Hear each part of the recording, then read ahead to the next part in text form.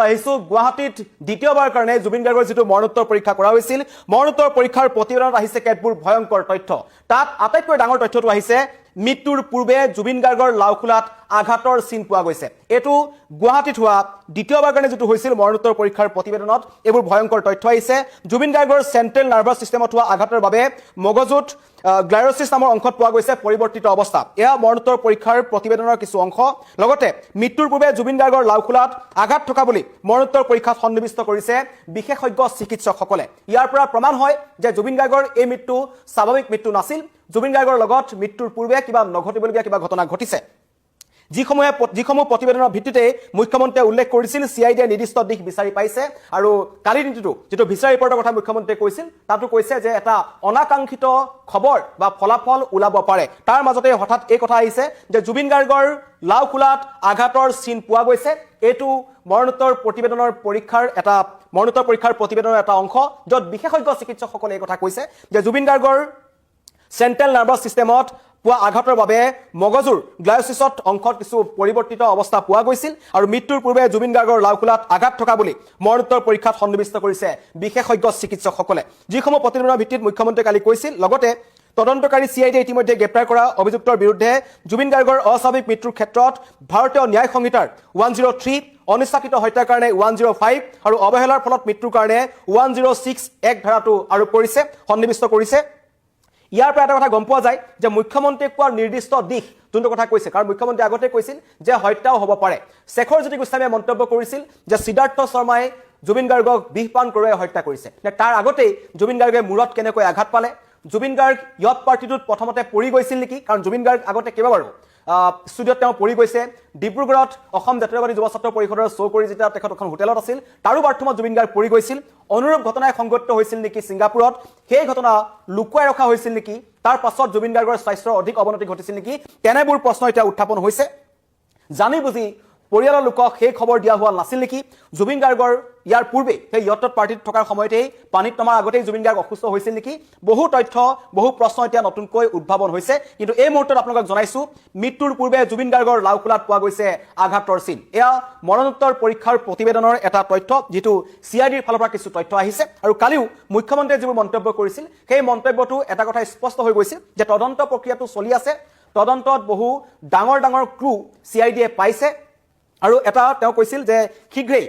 এটা অনাকাংক্ষিত ফলাফল লাভ কৰাটো নিশ্চিত অতি শীঘ্ৰেই অনাকাংক্ষিত ফলাফল নিশ্চিত কৰাটো লাভ কৰাটো নিশ্চিত বুলি তেওঁ মন্তব্য কৰিছিল আৰু সমগ্ৰ অসমবাসীয়ে বিচাৰি আছে বিশেষকৈ গৰিমা শইকীয়া গাৰ্গৰ পৰা আৰম্ভ কৰি পৰিয়ালৰ সকলোৱে বিচাৰি আছে কি পৰিস্থিতিত 19 ছেপ্টেম্বৰত জুবিন গাৰ্গৰ মৃত্যু হ'ল কি পৰিস্থিতিত জুবিন গাৰ্গ দুৰ্ঘটনাত পতিত হ'ল জুবিন গাৰ্গক তালৈ লৈ গৈছিল নেকি তেনেকুৱা ধৰণৰ এটা ঘটনা সংঘটিত কৰাবৰ কাৰণে পৰিকল্পিত হত্যাকাণ্ড আছিল নেকি টকাৰ লেনদেনৰ কাৰণে হত্যাকাণ্ড সংঘটিত কৰা হ'ল নেকি আগতীয়াকৈ কোনোবা বা এনেকুৱা ধৰণৰ চক্ৰান্তত পৰি জুবিন গাৰ্গক হত্যা কৰিবলৈ কোনোবাই আগতীয়াকৈ এখন এনেকুৱা ধৰণৰ এটা ব্লুপ্ৰিণ্ট ৰচনা কৰিছিল নেকি ছিংগাপুৰৰ একাংশ লোক তাত জড়িত আছে নেকি সিদ্ধাৰ্থ শৰ্মা বা এই সন্দীপন গাৰ্গ শেখৰ জ্যোতি গোস্বামী অমিত প্ৰভা মহন্ত তেওঁলোকৰ চকুৰ সন্মুখত কি হৈছিল সকলোৱে কিন্তু বেলেগ বেলেগ ধৰণৰ মন্তব্য কৰিছে কিছুমানে প্ৰথমতে মন্তব্য কৰিছিল পানীত সাঁতুৰি থকা অৱস্থাত জুবিন গাৰ্গৰ মুখেৰে ফেন ওলাই দ্বিতীয় অৱস্থাত তেওঁ সাঁতুৰিবলৈ যোৱা অৱস্থাত ভাগৰি পৰিছিল পানীত ডুবি জুবিন গাৰ্গৰ মৃত্যু হ'ল বুলি ক'লে অমিত প্ৰভা মহন্তই মন্তব্য কৰিলে যে নহয় জুবিন গাৰ্গে নিজেই পানীত নামিছিল আৰু পৰৱৰ্তী সময়ত তেখেত ভাগৰুৱা হৈ পৰিছিল প্ৰথমতে শেখৰ জ্যোতি গোস্বামী আহি মন্তব্য কৰিলে যে তেওঁই জুবিন গাৰ্গক ওপৰলৈ দাঙি আনিছিল আৰু শেষত সিআইডি জেৰা তেওঁ কিন্তু মন্তব্য কৰি দিলে যে সিদ্ধাৰ্থ শৰ্মাই বিষ পাৰণ কৰি জুবিন গাৰ্গক হত্যা কৰিছে এনে কেতবোৰ মন্তব্যৰ পাছত সকলোৰে বেলেগ বেলেগ মন্তব্যৰ পাছত এই ঘটনাটো অধিক ৰহস্যৰ মাজলৈ সোমাই গৈছিল কিন্তু এই মৰণোত্তৰ পৰীক্ষাৰ প্ৰতিবেদনখন অত্যন্ত গুৰুত্বপূৰ্ণ আছিল ভিছাৰা ৰিপৰ্টটো ইতিমধ্যে পৰখি আহি পাইছে এছআইটিয়ে জিএমচিএইচৰ বিশেষজ্ঞ চিকিৎসকক সকলো গতাই দিছে কিন্তু জিএমচিএইচৰ যোনটো আছিল ৰাইজৰ বিপুল দাবীত কাৰণ চৰকাৰে কৰিবলৈ বিচৰা নাছিল জুবিন গাৰ্গৰ নশ্বৰ দেহটো বেয়া হৈ যাব বুলি ভয় কৰিছিল আৰু পৰৱৰ্তী পৰ্যায়ত ৰাইজে যেটা দাবী কৰিলে অসমবাসী যেটা দাবী কৰিলে যে নহয় অসমতো মৰণোত্তৰ পৰীক্ষা এটা কৰিব লাগিব জিএমচিএইচত কৰিব লাগিব সেইকাৰণে জিএমচিএইচলৈ জুবিন গাৰ্গৰ নশ্বৰ দেহ লৈ যোৱা হৈছিল তাত বিশেষজ্ঞ চিকিৎসকসকলে জুবিন গাৰ্গৰ মৰণোত্তৰ পৰীক্ষা কৰিছিল আৰু প্ৰতিবেদনত যিবোৰ ভয়ংকৰ তথ্য আহিছে তাত আটাইতকৈ ভয় লগা দিশটো হৈছে জুবিন গাৰ্গৰ লাওখোলাত আঘাতৰ চিন কোনে সেই আঘাত জুবিন গাৰ্গৰ মূৰত দিলে কোনে কেনেকৈ জুবিন গাৰ্গে মূৰত আঘাত পালে সেই কথা কিন্তু প্ৰথমতে কোৱা হোৱা নাছিল আৰম্ভণিৰ পৰা কোৱা হোৱা নাছিল প্ৰথমতে কৈ থকা হৈছিল যে হঠাৎ জুবিন গাৰ্গ অসুস্থ হৈছিল যদি হঠাৎ জুবিন গাৰ্গ অসুস্থ হ'ল তেন্তে সেই মৃত্যুৰ আগতে তেখেতৰ মূৰত এই লাওখোলাত আঘাতৰ চিনটো কেনেকৈ আহিল সেইটো এটা ডাঙৰ প্ৰশ্ন অধিক ৰহস্যৰ মাজলৈ সোমাই গৈছে সেইকাৰণে তদন্তকাৰী CID ইতিমধ্যে গ্ৰেপ্তাৰ কৰা অভিযুক্তৰ বিৰুদ্ধে অস্বাভাৱিক মৃত্যুৰ ক্ষেত্ৰত ভাৰতীয় ন্যায় সংহিতাৰ BNSৰ 103 অনিচ্ছাকৃত হত্যা 105 অৱহেলাৰ ফলত মৃত্যুৰ কাৰণে 1061 ধাৰা আৰোপ কৰিছে আৰু কোনো অপৰাধী অভিযুক্ত যাতে সাৰি যাব নোৱাৰে তাৰ কাৰণে সকলো বদ্ধপৰিকৰ বিশেষকৈ পৰিয়াল তথা সমগ্ৰ অসমবাসী ৰাইজে কৈছে যে এই জুবিন গাৰ্গৰ মৃত্যু কেনেকৈ হ'ল অসমৰ এটা কণ্ঠ হঠাৎ ছিংগাপুৰৰ সাগৰত কেনেকৈ নাইকিয়া হৈ গ'ল সেই ঘটনাটো চালি জাৰি চাব লাগে জুবিন গাৰ্গক তালৈ মাতি নিয়া হত্যা কৰা হৈছিল কাৰণ শ্যামকানু মহন্ত তেওঁ নিজৰ পৰিয়ালৰ আগত মন্তব্য কৰিছিল যে জুবিন মোৰ কাৰণে পণ্য সামগ্ৰী জুবিনে মদ খায় জুবিনে পানী খায় মোৰ ক'বলগীয়া একো নাই কিন্তু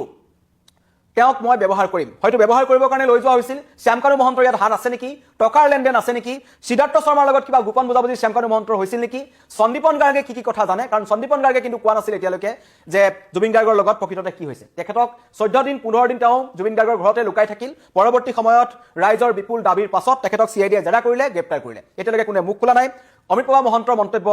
আমি সকলোৱে দেখি আছো সুস্মিতা গোস্বামী নামৰ ছোৱালীজনী অত্যন্ত এগৰাকী ৰহস্যময় যুৱতী ক'ৰ পৰা আহিল কেনেকৈ আহিল কোনে সেই ইয়ত পাৰ্টিত লৈ তেখেতক মাতিলে সকলো ৰহস্যৰ আৱৰ্তত আছে জুবিন গাৰ্গক পৰিকল্পিতভাৱে প্ৰবাসী অসমীয়াসকলৰ মাজত কোনে নি হত্যা কৰিলে সেয়াৰ তদন্ত লাগে যথেষ্ট লোকে মন্তব্য কৰিছে যে জুবিন গাৰ্গৰ এই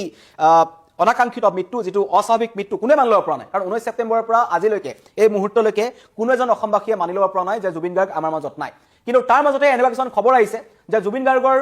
মূৰত বা লাওখোলাত আঘাতৰ চিন আছিল মানে মানুহজনক হত্যা কৰা হৈছিল নেকি মানুহজনক কোনোবাই পৰিকল্পিতভাৱে আগতে হত্যা কৰিছিল নেকি তাৰ পিছত তেখেতক পানীত পেলাই দিছিল নেকি এনে কেতবোৰ ঘটনা আছে কাৰণ অসম আৰক্ষীয়ে ছিংগাপুৰত তদন্ত কৰিবলৈ যাব নোৱাৰে যদিও যায় কিমান দিনৰ পিছত যাব সেই সাগৰৰ বুকুত কেনেকুৱা ধৰণৰ তথ্য সমল বিচাৰি পাব সেইটো মই নকলো আপোনালোকে বুজি পাইছে হোটেল পেচিফিক যিখন ছিংগাপুৰৰ এখন আটাইতকৈ ডাঙৰ হোটেল বুলি কোৱা যায় এখন টপ 5 হোটেলৰ ভিতৰত পৰে তাৰ 33 নম্বৰ যিটো ফ্লোৰ আছিল তাৰ জুবিন গাৰ্গ আছিল সেই কোঠাটোত যদি এতিয়া গৈ অসম আৰক্ষীয়ে বিচাৰ কুচাৰ কৰে কি তথ্যমান পাব সেইটো মই নকলো আপোনালোকে বুজি পাইছে মানে ছিংগাপুৰৰ তদন্ত অসম আৰক্ষীয়ে কৰিব নোৱাৰে সেই কথা আউপিকীয়াকৈ ADGPয়ে কৈ দিছে আৰু তেওঁ এটা কথা কৈছিল যে আমাৰ গৈ তাত তদন্ত কৰিবলৈ কিছু অসুবিধা আছে ছিংগাপুৰত তদন্ত নকৰাকৈ জুবিন গাৰ্গৰ এই সমগ্ৰ ঘটনাটোৰ তদন্ত প্ৰক্ৰিয়া কিমান ভালকৈ হ'ব সেয়া আপুনি মই সহজে বুজি পাইছো জুবিন গাৰ্গৰ এই লাওখোলাত যি আঘাতৰ চিন পোৱা গৈছে এই ঘটনাই এই তথ্যটো আসলতে মৰণোত্তৰ পৰীক্ষাৰ প্ৰতিবেদনৰ যিটো তথ্য অধিক ৰহস্যৰ মাজলৈ ঠেলিছে আৰু এতিয়া হয়তো সকলোৰে মনত যিটো সন্দেহ আছিল যে জুবিন গাৰ্গক পৰিকল্পিতভাৱে হত্যা কৰা হ'ল আৰু সেই কথা এতিয়া লাহে লাহে এই মৰণোত্তৰ পৰীক্ষাৰ প্ৰতিবেদনত ওলাবলৈ ধৰিছে আৰু সেই ঘটনাৰ পাছত এতিয়া সমগ্ৰ অসমবাসীয়ে পুনৰ লিখিছে জাষ্টিছ ফৰ জুবিন গাৰ্গ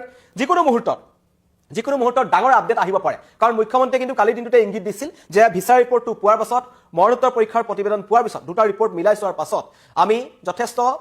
আশাবাদী যে এটা অনাকাংক্ষিত ফলাফলৰ দিশে আমি গৈ আছো হঠাৎ সকলো ধৰা পৰিব পাৰে কোনে এই ব্লুপ্ৰিণ্ট ৰচনা কৰিছিল কোনে কেনেকৈ এই ঘটনাটোক দাব দিবলৈ চেষ্টা কৰিছিল কাৰণ দুৰ্ঘটনা সংঘটিত হ'ব পাৰে সেইটো কোনো ডাঙৰ কথা নহয় দুৰ্ঘটনাটোক দাব দিবলৈ কিয় চেষ্টা কৰা হ'ল এই জুবিন গাৰ্গৰ একেবাৰে কাষত থকা মানুহখিনি জুবিন গাৰ্গক আমি যেটো দেখি আছো 1992 চনৰ পৰা তাৰ পিছত লাহে লাহে জুবিন গাৰ্গৰ কাষত এই ৰঘুমলাৰ দৰে কিছুমান মানুহ আহিছিল যিসকলে জুবিন গাৰ্গ নামৰ বটবৃক্ষজোপাৰ কাষত ৰৈ তেওঁলোকে নিজৰ ব্যৱসায় চলাই গৈছিল নিজৰ কোনোবাই ষ্টুডিঅ' খুলিছিল কোনোবাই 6 লাখ টকীয়া মাইক্ৰফোনটো জুবিন গাৰ্গক 16 লাখ টকাত বিক্ৰী কৰিলে চাবলৈ গ'লে শেখৰজ্যোতি গোস্বামী ষ্টুডিঅ'টো জুবিন গাৰ্গৰ ষ্টুডিঅ'তকৈ বেছি ডাঙৰ বেছি ইকুইপমেণ্টছ থকা এটা ষ্টুডিঅ' শেখৰজ্যোতি গোস্বামীয়ে খুলিছিল আৰু এইবোৰ পৰজীৱীবিদৰ কাষতেই গৈ আমাৰ বটবৃক্ষজোপা নাইকিয়া হৈ গ'ল সাগৰৰ বুকুত চিৰদিনৰ কাৰণে অসমবাসীৰ এটা কণ্ঠ নাইকিয়া হৈ গ'ল এই তদন্তত গাফিলতি কৰা আহিবলৈ নিবিচৰা সঁচাটো জনাৰ পিছতো সমগ্ৰ ঘটনাটোক বিপৰীত দিশলৈ লৈ যোৱা মানুহসকলো কিন্তু তদন্ত প্ৰক্ৰিয়াত আহিব লাগে সকলোৰে বিৰুদ্ধে এই সমূহ ধাৰা দিয়া হৈছে আৰু আটাইতকৈ ডাঙৰ কথা সেই ভিডিঅ'টো এই যিটো ভিডিঅ' প্ৰথমৰ পৰা অসমবাসী ৰাইজৰ মনত প্ৰশ্ন উত্থাপন হৈছে জুবিন গাৰ্গে এবাৰ লাইফ জেকেটটো পিন্ধি সাঁতুৰিছে এবাৰ খুলি সাঁতুৰিছে এবাৰ তেখেত ভাগৰুৱা হৈ আছে দুজন মানে পিছফালৰ মন্তব্য কৰিছে ইমান দম নাইতো পানীত ডুবি যাব পাৰে উঠাই দিও নেকি এজনে কৈছে পাৰিব এইবোৰ মন্তব্য কোনে কৰিছিল কোনে জুবিন গাৰ্গক সাগৰত নামিবলৈ কৈছিল বা সাগৰত নামিবলৈ বাধ্য কৰিছিল বা সাগৰত নামাবলৈ লৈ গৈছিল তন্ময় ফুকনে সেই ইয়ত পাৰ্টিটো আয়োজন কৰিছিল সেই কথা ইতিমধ্যে স্পষ্ট হৈছে কিন্তু এতিয়া এই লাওখোলাত আঘাতৰ চিন মৃত্যুৰ পূৰ্বে এই ঘটনাই কিন্তু সমগ্ৰ ঘটনাটো অধিক ৰহস্যৰ মাজলৈ নিছে এখন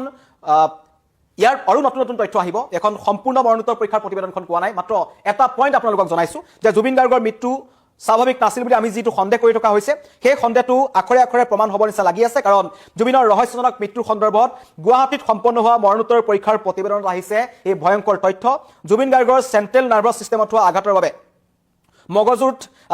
পৰিৱৰ্তিত অৱস্থা পোৱা গৈছে লগতে মৃত্যুৰ পূৰ্বে জুবিন গাৰ্গৰ লাওখোলাত আঘাত থকা বুলি মৰণোত্তৰ পৰীক্ষাৰ প্ৰতিবেদন সন্নিৱিষ্ট কৰিছে বিশেষজ্ঞ চিকিৎসকসকলে এই ঘটনাই এই তথ্যৰ পাছত এতিয়া সমগ্ৰ ঘটনা অধিক ৰহস্যৰ মাজলৈ সোমাই যোৱা হৈছে কাৰণ কোনে হত্যা কৰিলে কি কাৰণত জুবিন গাৰ্গৰ সৈতে কাৰ ইমান শত্ৰুতা আছিল কাৰণ কালিৰ দিনটোত জুবিন গাৰ্গৰ নতুনকৈ যিখন চিনেমা আহি আছে ৰৈ ৰৈ বিনালে তাৰ এগৰাকী অভিনেত্ৰীয়ে মন্তব্য কৰিলে যে ৰৈ ৰৈ বিনালেখনৰ শ্বুটিঙৰ সময়তো একেদিনাই দুটা অনুষ্ঠান থকাক লৈ সিদ্ধাৰ্থ শৰ্মাৰ জুবিন গাৰ্গৰ মাজত কাজিয়া হৈছিল গালিগালাজ কৰিছিল জুবিন গাৰ্গে সিদ্ধাৰ্থ শৰ্মাক সেইবোৰৰ কাৰণে প্ৰতিশোধ ল'বৰ কাৰণেই জুবিন গাৰ্গক সিদ্ধাৰ্থ শৰ্মাই ছিংগাপুৰলৈ লৈ গৈছিল নেকি যাতে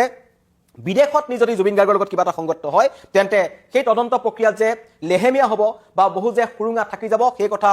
এওঁলোকৰ নিচিনা একাংশ চতুৰ মানুহে হয়তো জানিছিল আৰু এইটো এটা ব্লুপ্ৰিণ্ট ৰচনা কৰিছে কাৰণ শ্যামকানু মহন্তই প্ৰথমবাৰ এটা মন্তব্য কৰিছিল 19 তাৰিখে জুবিন গাৰ্গৰ কায়িকভাৱে নাইকিয়া হ'ল বুলি আমি গম পালোঁ তাৰপিছত কেইবাদিনো 1 অক্টোবৰত গ্ৰেপ্তাৰ হ'ল শ্যামকানু মহন্ত আৰু সিদ্ধাৰ্থ শৰ্মা এই সময়খিনিত তেওঁলোকে একাধিকবাৰ আহি নিজকে নিৰ্দোষী সজাবলৈ চেষ্টা কৰিছিল শ্যামকানু আৰু তাৰ পিছৰ পৰ্যায়ত নিজকে নিৰ্দোষী বুলি তেওঁলোকে বচাবলৈ চেষ্টা কৰিছিল কিন্তু পৰৱৰ্তী পৰ্যায়ত ৰাইজৰ বিপুল দাবী পিছত তেওঁলোকক গ্ৰেপ্তাৰ কৰা হ'ল আৰু এতিয়া মৰণোত্তৰ পৰীক্ষাৰ প্ৰতিবেদনত কেতবোৰ ভয়ংকৰ তথ্য আহিছে পৰৱৰ্তী সময়ত আমি অধিক ভালকৈ এই মৰণোত্তৰ পৰীক্ষাৰ প্ৰতিবেদনত কি আছে আপোনালোকক সঠিকভাৱে জনাম